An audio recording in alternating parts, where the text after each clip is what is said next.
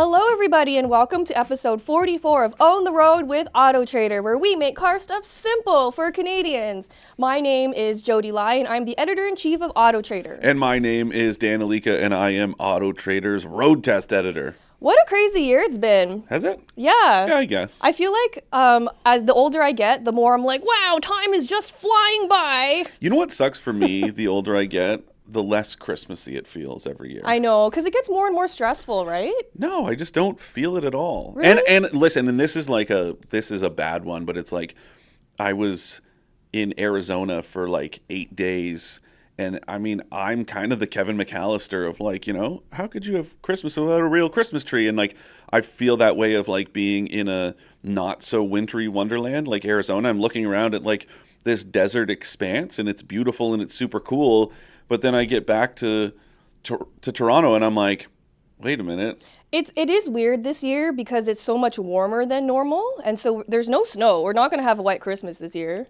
Well, I mean, still, at least it kind of feels like, you know, the weather's changed here. It's like, you know, it is cool. It's like there's always potential for a white Christmas, but like it's almost non-existent in Sedona.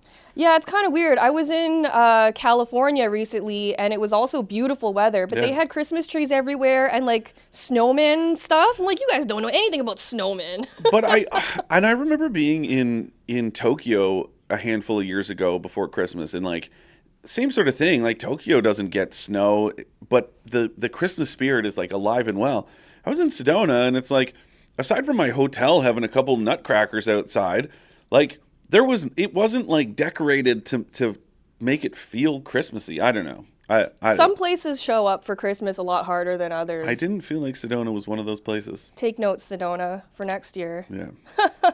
2023 has been, I think, a really game-changing year in terms of automotive stuff. We've seen a lot of new cars get debuted. We've seen a lot of cars get discontinued. So this is our year in review, our kind of wrap up of what happened this year. And we're recording this, just before the Christmas break. So by the time you listen to this, you'll probably be all glued to the couch. You've taken all the magic out. What? We were supposed to make it seem like we're, down to the minute here. Now you're like, well, we did this weeks earlier. I always want full transparency with our audience. Curtain, and here we are, Wizard of Oz. Here we are. Joseph's the Wizard of Oz. Yeah, because nobody ever sees him. People don't know this. He's a little man on a ladder behind a car. He doesn't need to be standing on a ladder. He's always standing on a ladder. It's kind of weird. It seems a little dangerous, too. But he produces our podcast, and he does a great job, yes, so we deal with it, He's the Wizard of Pod. That's it, yeah. That's a good one. We should have a whole episode where Dan just says funny puns the whole time.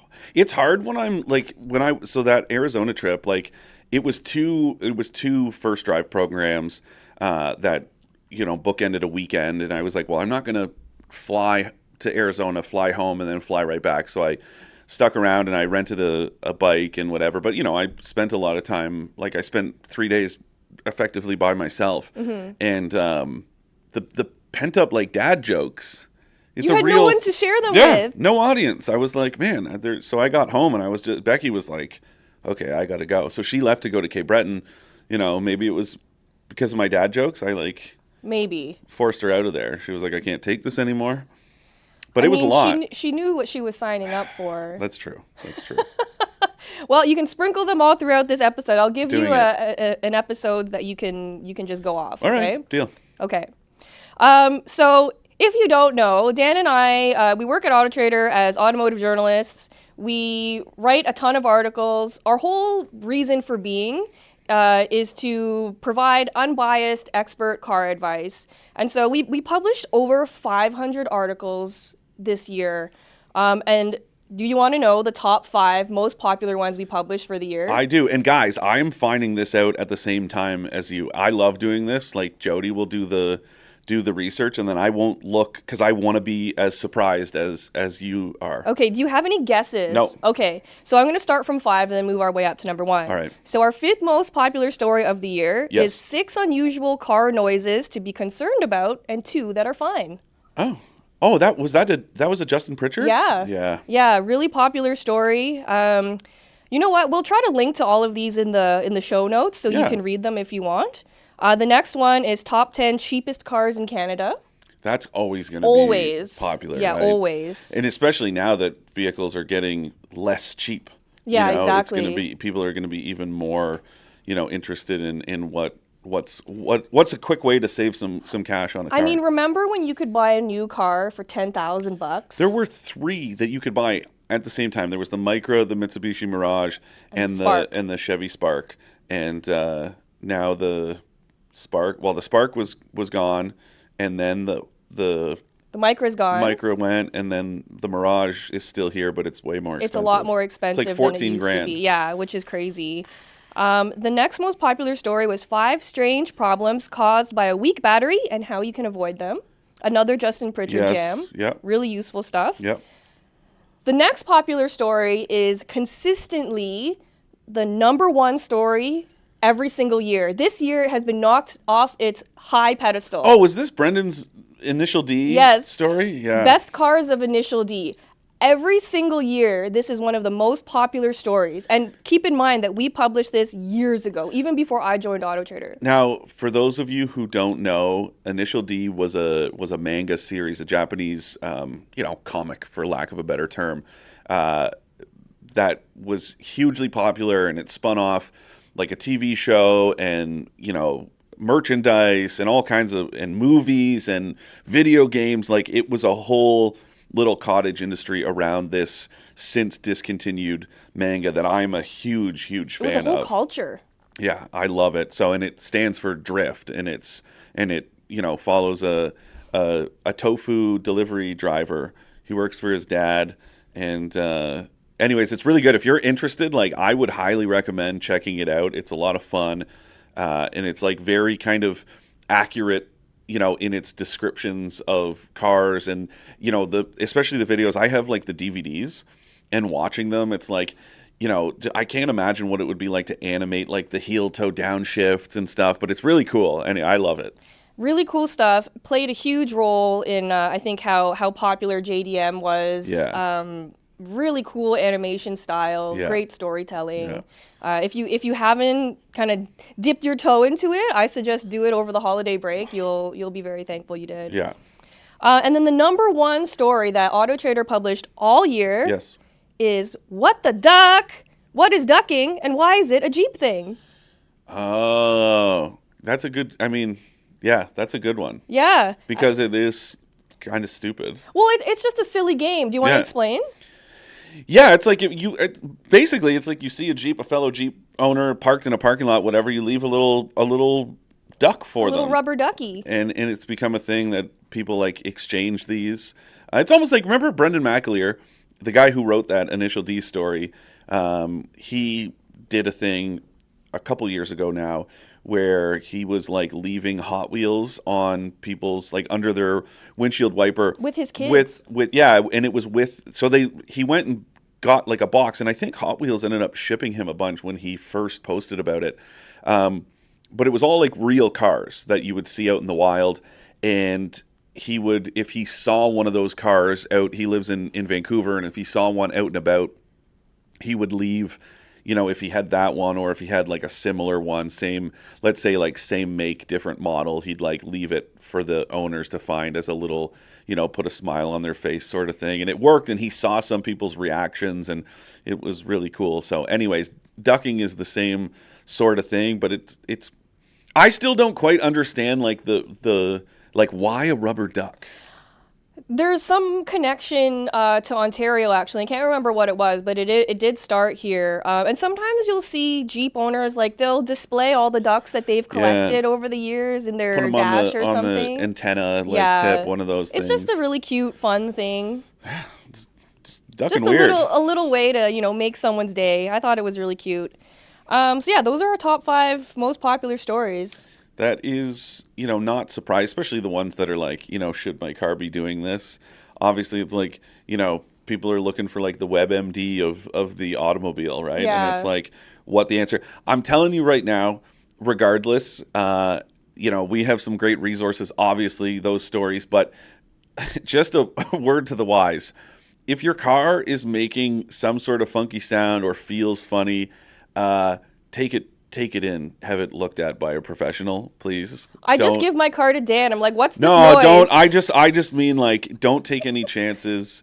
Don't just leave it, and don't rely on Google to diagnose. It's better safe than sorry. Most of the time, just to have a quick look at it like that, your local mechanic is probably fine to have a quick look and let you know, oh, it's nothing to worry about, or if it's like a vibe in the steering wheel, oh, it could be something as simple as you've lost a wheel weight and need to get your wheels and tires rebalanced. But like, don't take any chances, like, and don't rely on Google, because also there's been some weird like advice that's infiltrated the algorithm in Google, or sometimes I can't remember exactly what it was, but there was something that was like sort of a critical situation where people had asked, like, is that like, what is this a symptom of?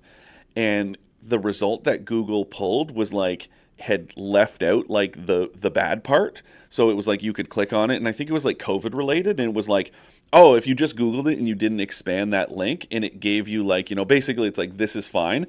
But it was like, what was left out is like, unless it's, Oh so just be no. careful. Better safe than sorry is my point. Right. I guess always click into the article instead of just reading the Yeah, and snippet. always, get professional, advice when it comes to some, especially if you're putting you're getting in there every day, you're putting your family in there.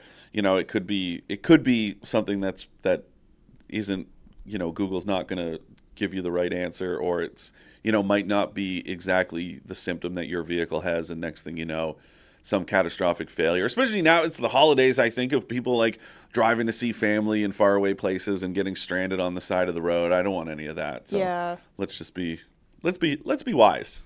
Good advice, Dan. Thanks, Um, Jodes. so what is the most impressive car that you drove all year? Okay, so I hate this idea that it sounds like a last minute, like it's only because it's the most recent, because the same thing happened relatively recent, where last year it was the Cadillac CT5V Blackwing. Now, I didn't drive it right before the end of the year, but it was close to the end of the year.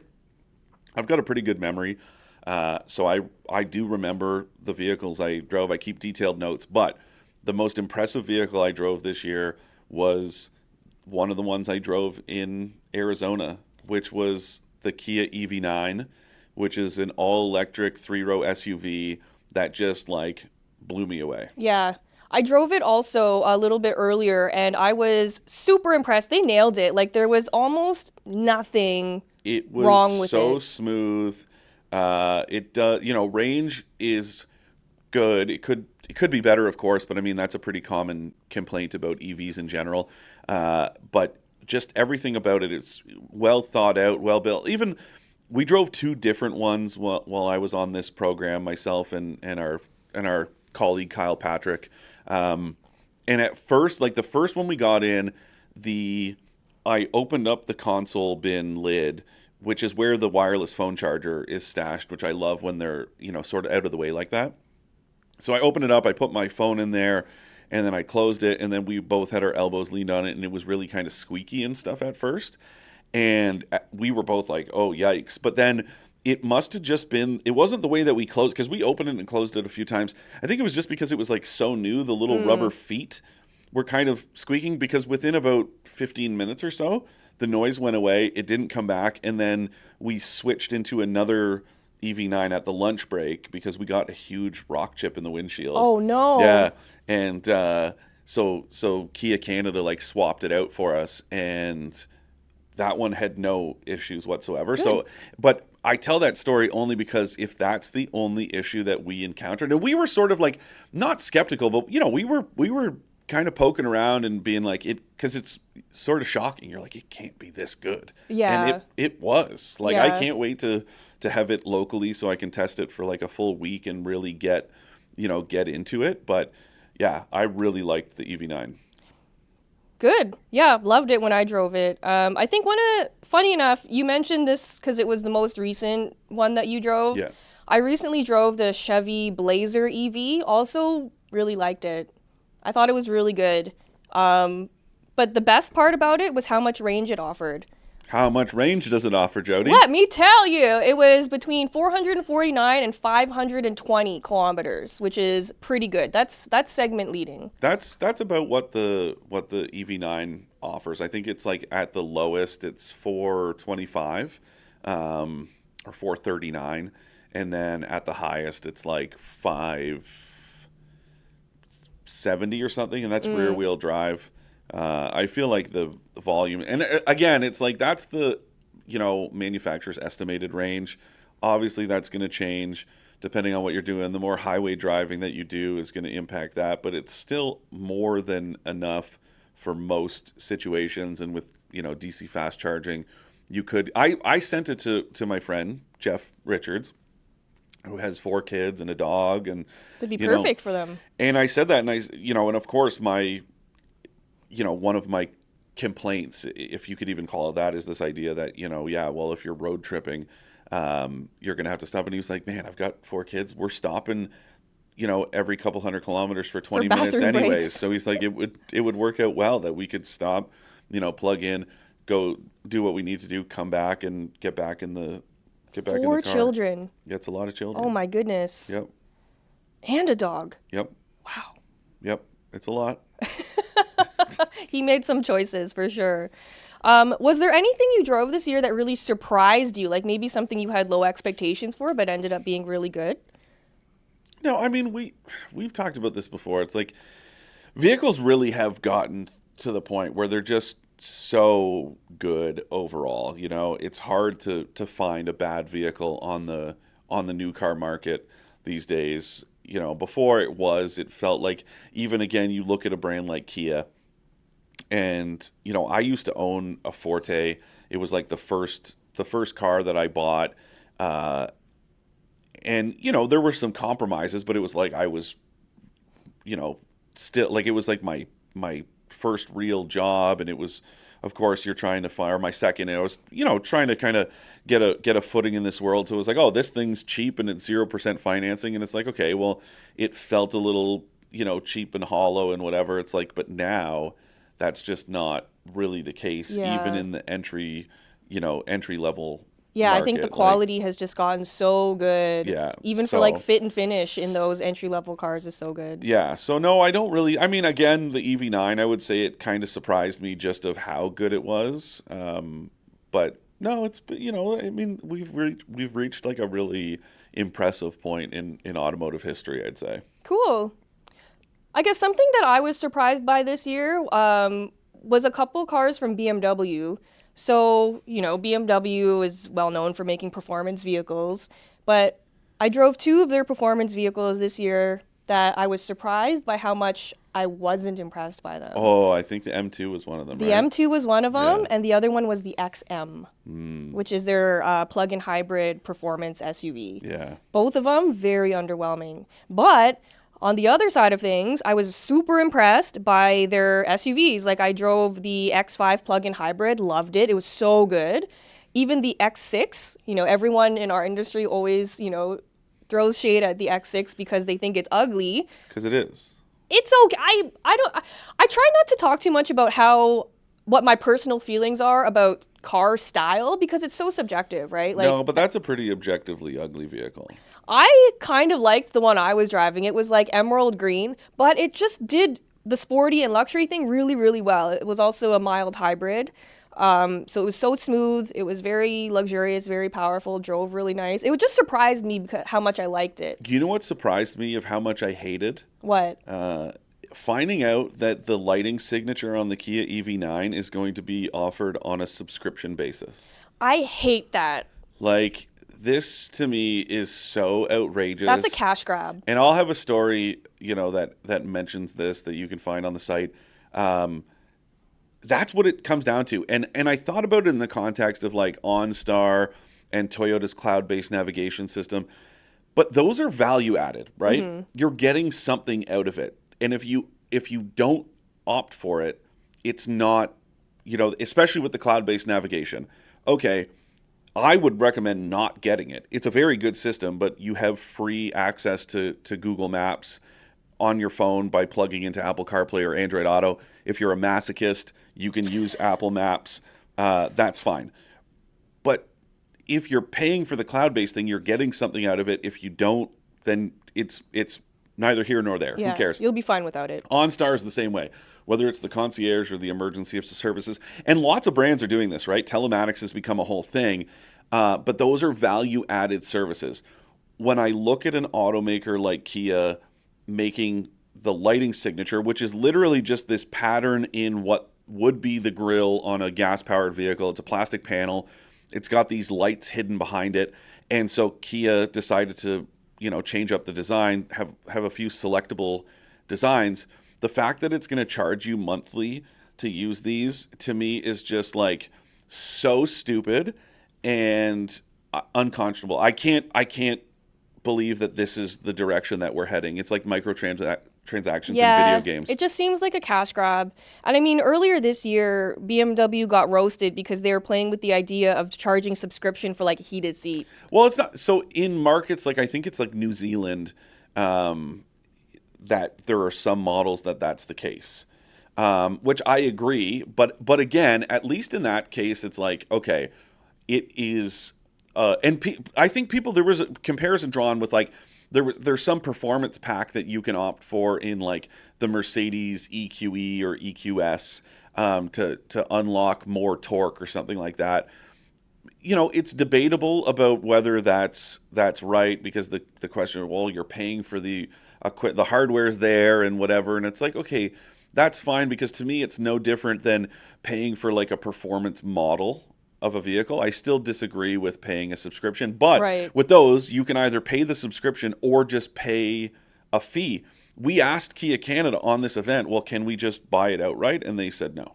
Weird. So it's like you're being forced. And for something as trivial, they're like, well, it's for people to express themselves. It's like, first of all, I'm sorry, but that It's a is one of stretch. those dumb, like automakers love to say stuff like that, and it's just so silly. It's like people aren't expressing themselves with their SUVs. I'm sorry, that's not the case. I mean, I think to a certain extent, your personal style will, come out in the car you choose. Sure. But the lighting signature specifically, no. It's so, and it's in the names. It's like, one of them's like efficient and one of them's athletic. And it's like, come on, man, you guys overthought this and you didn't think about how poorly received. Now, as of recording, Kia did not have pricing available on the plans, so I can't tell you how much it's going to cost.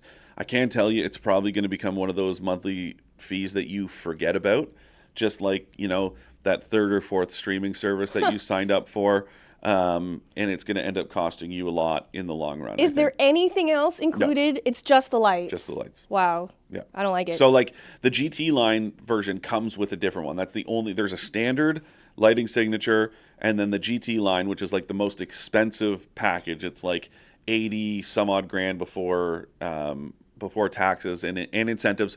The EV9 does qualify for the full $5,000 federal rebate and provincial rebate, so you will see some of that kicked back. But anyways, the EV9, whatever the dumb name. That's the other thing. Oh, Kia needs. This episode is turning into like what Kia needs to do better.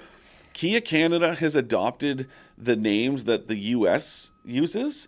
So remember, we used to laugh at like the Niro and the EV6 when it was like the Wind and like Yeah. So now that's what the EV9 trim names are. So it's like the most expensive one is the EV9 Land all-wheel drive with GT line package. You get a different lighting signature as part of the GT line package, but if you want the 5 other ones that have the really dumb names like elegant and athletic and efficient, you have to pay monthly to get those. That's ridiculous. Somebody's going to hack it.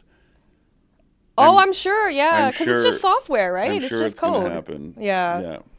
Yeah. What do you think was the biggest automotive news story of the year?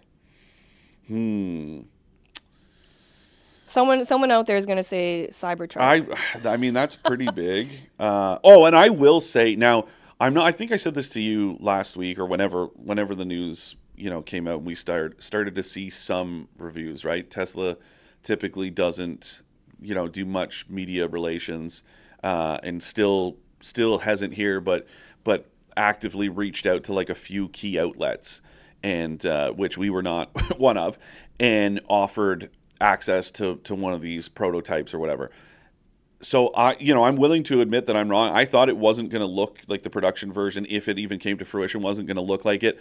I mean, it's smaller than it was. It's still taking advantage of some loopholes where it doesn't have to be crash tested the way that a typical passenger vehicle does, because it classifies as like a heavy duty truck because it weighs so much. But then it's also like, and I had this conversation with some friends about what it means, and but for example, like vehicles over a certain width, and I can't remember off the top of my head, but if you ever look at like a heavy duty pickup truck coming down the road towards you, it's got those amber lights across the roof just above the windshield, and that's to indicate that it's big, that it's wide. So even like the Ford F-150 Raptor doesn't have those marker lights. The Ford F-150 Raptor R, which has a wider body, does have those marker lights. Interesting. The Cybertruck is wider than the F-150R, but the version that all of these outlets, or these handful of outlets that have tested, have not had those marker lights. So I'm very curious to know how, if this is just Tesla being Tesla and is like, well, let's just not put them on there and see what the government regulator does, because quite frankly, whether it's Canada or the US, the government regulators have not done much. They've really let Tesla get away with quite literally, lots of stuff that they shouldn't be getting away with. So who knows? But that to me is very odd. But I am willing to admit, when I'm wrong. And if this is the case, if we start to see deliveries and this this is the real deal, then it's like, yeah, I'm wrong. It turned out to be, the vehicle that we saw, give or take, at that terrible unveil. Remember when it was like they threw the And metal ball and it broke the window and whatever. But anyways, looks cool though. I will admit, it looks sick. Another big story that it looks like it's, landing just in time for the end of the year, that we'll talk about on the next episode, is what the Canadian government is doing in order to achieve the ZEV mandate. So the zero emission vehicle mandates that we're seeing, targets of no brand new vehicles as of 2035 will be sold with anything but zero emission powertrain. So whether that's electric or hydrogen or what, that's a huge story, but we'll get into that in the next episode. The UAW strike down in the States and how that has pushed back the launch of some EVs, or at least that's what automakers like General Motors have used as like an excuse for why stuff like the Silverado EV, I think, has been delayed to 2025. The UAW strike is apparently part of the blame, so that had a pretty big impact. That's kind of it off the top of my head. Those were the couple that stuck out to me too. It was a very tumultuous year, I feel like, for the automotive industry. Yes. We should have Barsh back on our show to talk about pricing and stuff, because that was another big story of the year.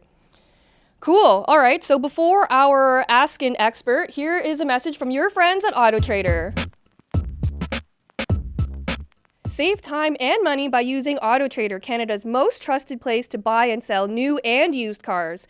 AutoTrader has the most cars, and one of the best features is price badging, so you can feel more confident that you're getting a good deal.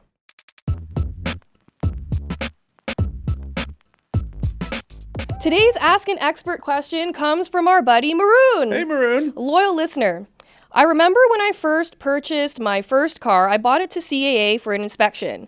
A friend wants to purchase a used EV. Which company/garage would inspect the car and diagnose the battery, considering it's the most important and expensive part as an EV? As always, thanks for taking my question. That's a really good question. Super relevant right now. I would probably just say to, with EVs, and I say this a lot especially with like luxury vehicles and stuff like that, stick with a CPO, so a certified pre-owned. That's your kind of safest bet. That also is going to come with some warranty coverage that you wouldn't get by buying a used vehicle, privately or through, a third-party dealer, or even that manufacturer, the same brand, without it being certified pre-owned. That means it's gone through an inspection process, and there are some guarantees that come with that.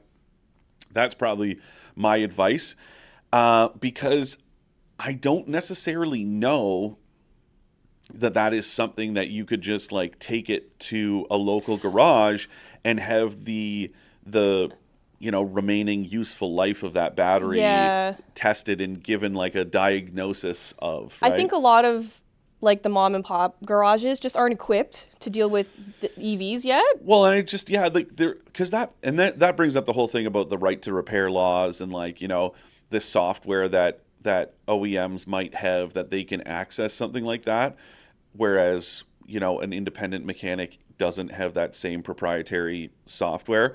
I don't necessarily know, and maybe, I don't know, if somebody out there that's listening has a better explanation of this, but I don't necessarily know that is something that you can reliably, you know, diagnose and put down on paper to say, oh well, the battery's capacity is down to 87% or whatever.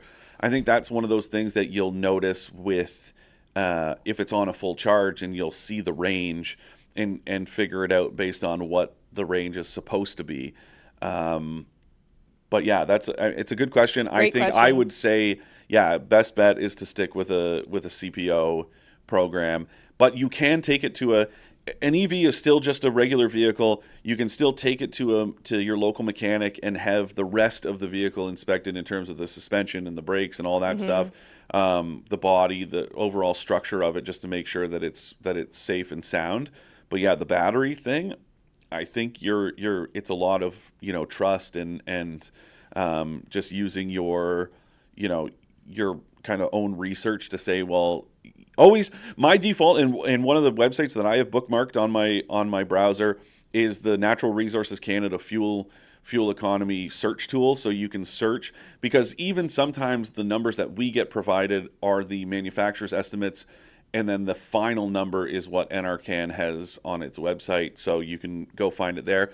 So you could do that. You could check the range, and then when you go look at this used EV, make sure it's at a full charge and see what that number is. Now, there are lots of factors there, including the weather and how it's been driven before that, but it would at least give you some idea. Yeah, good answer. Thank you, Maroon, for your question. If any of you have questions you would like to ask Dan or I, you can email expert@trader.ca. And that wraps up this episode. All Thank you right. all so much for joining us this year. We really appreciate your support. Thank you for subscribing and sharing our episodes. That kind of stuff means so much to us, and really helps ensure that we can continue to do this. So thank you so much for all your support this year. Drive safe over the holidays. Merry Christmas, Happy Holidays. Dan's going to leave you with a great Christmas pun. I'm putting you on the spot. I'm not. I was Okay. just going to say Happy New Year. Okay. That works too. All right. Happy New Year, guys. Happy New Year, everyone. Drive safe, and we'll see you next time.